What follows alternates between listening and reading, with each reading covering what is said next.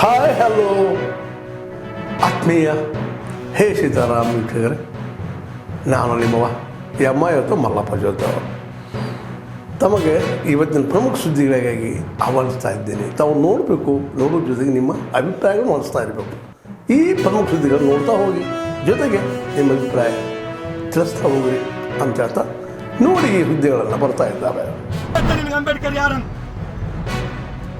ದಲಿತರ ಸೂರ್ಯ, ಈ ಉಸಿರು, ಈ ದೇಶದ ಬೆಳಕು, ಈ ದೇಶದ ನೀರು, ಈ ದೇಶದ ಗಾಳಿ, ಈ ದೇಶದ ಸಂಪತ್ತು, ನಮ್ಮ ನಿಮ್ಮೆಲ್ಲರ ಮೆಚ್ಚಿನ ನಾಯಕ, ದೀನ ದಲಿತರ ಬಂಧು, ಹೆಣ್ಣು ಮಕ್ಕಳ ಸ್ಮರಿಸುತ್ತೆ ಶಿಕ್ಷಣ ಸಂಸ್ಥೆ, ದೀನ ದಲಿತರ ಬಂಧು, ರೈತರ ಹರಿಕಾರ, ವಿದ್ಯಾವಂತ, ಬೋಧಿ ತತ್ವ, ನೀರಾವರಿ ಇಲಾಖೆ, ಕಾಡು ಸಮಿತಿ ಅಧ್ಯಕ್ಷ, ಭಾರತ ರತ್ನ, ಸಂವಿಧಾನ ಶಿಲ್ಪಿ, ಕಾಡು ಸಮಿತಿ ಅಧ್ಯಕ್ಷ, ನೀರಾವರಿ ಸಚಿವರು. ಇವತ್ತೇನಾದ್ರೂ ಹೆಣ್ಣು ಮಕ್ಕಳು ರಾಜ ರೋಷ ತಿರುಗಾತಾರ, ಇದು ಬಾಬಾ ಸಾಹೇಬ್ ಕೊಟ್ಟಂತ ಭಿಕ್ಷೆ ಅನ್ನೋದು ನೆನಪಿಲ್ಲ ನನಗೆ. ಬಂಧುಗಳೇ, ಇವತ್ತು ಇಂಥ ಈ ಕೋಮುವಾದಿಗಳನ್ನ, ಈ ಬಿಜೆಪಿಯನ್ನ, ಇವರನ್ನ ಕಿತ್ತೆಸೋ ಸಮಯ ಬಂದಿದೆ. ವಾಮ ಮಾರ್ಗ ಹಿಡ್ಕೊಂಡು ಕೇಂದ್ರ ಸರ್ಕಾರದಲ್ಲಿ ರಾಜ್ಯ ನಡೆಸುತ್ತಿದ್ದೀರಿ. ಮೋದಿ ಮೋದಿ ಮೋದಿ ಮೋದಿ ಅನ್ನೋ ಅಂಧಕಾರ ಬಿಡ್ರಿ. ಬುದ್ಧ, ಬಸವ, ಅಂಬೇಡ್ಕರ್, ಶಾಹು, ಶಿವಾಜಿ, ಚೆನ್ನಮ್ಮ ಕಿತ್ತೂರು, ರಾಣಿ ಚೆನ್ನಮ್ಮ, ಸಂಗೊಳ್ಳಿ ರಾಯಣ್ಣ, ಈ ದೇಶದ ಮಹಾಪುರುಷರು ರಗಡ ಕಾಣಿಕೆ ಕೊಟ್ಟಿದ್ದಾರೆ. ಆ ನೀಡಿ ನಾವು ಬೆಳೆರಿ ಅಂದಾಗ ದೇಶ ಆಗ್ತದೆ. ಇನ್ನು ಮುಂದೆ ಹೇಳ್ತೇನೋ, ಅಂಬೇಡ್ಕರ್ ಅಂಬೇಡ್ಕರ್ ಅಂಬೇಡ್ಕರ್ ಅಂಬೇಡ್ಕರ್. ಡಾಕ್ಟರ್ ಬಾಬಾ ಸಾಹೇಬ್ ಅಂಬೇಡ್ಕರ್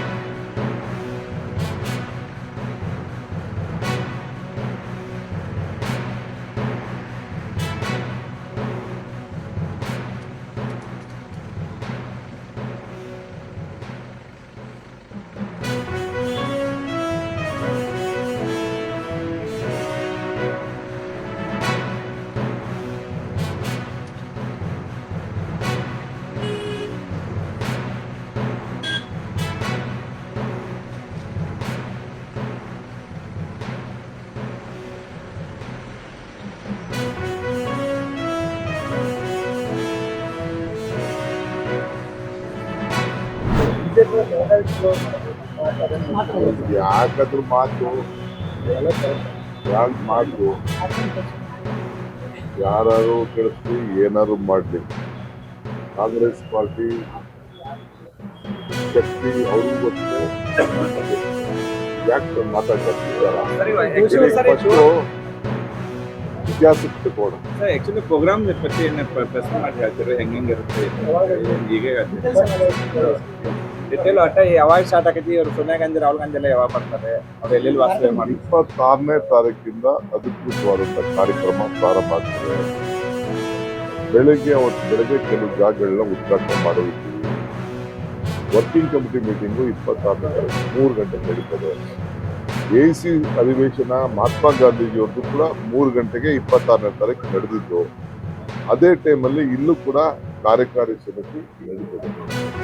27ನೇ ತಾರೀಕು ಒಂದು ದೊಡ್ಡ ಸಮಾವೇಶ ಇದೆ.